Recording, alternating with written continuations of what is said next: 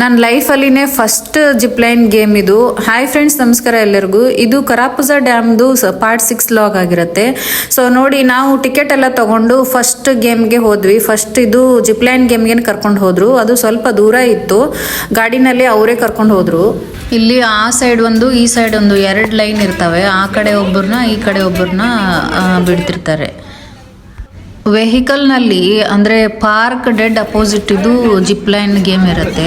So park opposite ಕರ್ಕೊಂಡು ಬಂದುಬಿಟ್ಟು ಒಂದು 600 ಮೀಟರ್ಸ್ ಇದೆ ಪಾರ್ಕಿಗೆ ಇದಕ್ಕೆ ಡಿಸ್ಟೆನ್ಸು.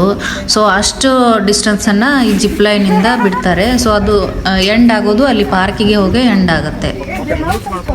ಸೊ ಇಲ್ಲಿಂದ ಅದು ಕರಾಪುಳ ನದಿ ಇರ್ಬೋದು ಅಥವಾ ಡ್ಯಾಮ್ ಇರ್ಬೋದು, ಚೆನ್ನಾಗಿ ವ್ಯೂ ಬರುತ್ತೆ, ಚೆನ್ನಾಗಿ ಕಾಣಿಸುತ್ತೆ.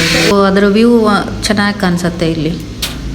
ಅವ್ರದ್ದಾದ್ಮೇಲೆ ನೆಕ್ಸ್ಟ್ ನನ್ನ ಕ್ಯೂ ಬಂತು. ಸೊ ನನಗಂತೂ ಹತ್ತೋಕಿನ ಮುಂಚೆ ತುಂಬ ಭಯ ಆಗಿತ್ತು. ಸೊ ಆಮೇಲೆ ಹತ್ತಿಂದ ಏನು ಅನಿಸ್ಲಿಲ್ಲ, ಚೆನ್ನಾಗಿ ಕಾಣಿಸ್ತಾ ಇತ್ತು ವ್ಯೂ ಎಲ್ಲ ಹೈಟಿಂದ. ಇದು ಕೇರಳದಲ್ಲಿನೇ ಲಾಂಗೆಸ್ಟ್ ಜಿಪ್ಲೈನ್ ಇದೆ. ಇದು ಲಾಂಗೆಸ್ಟ್ ಅಂತ ಹೇಳ್ತಾರೆ ಇದನ್ನು.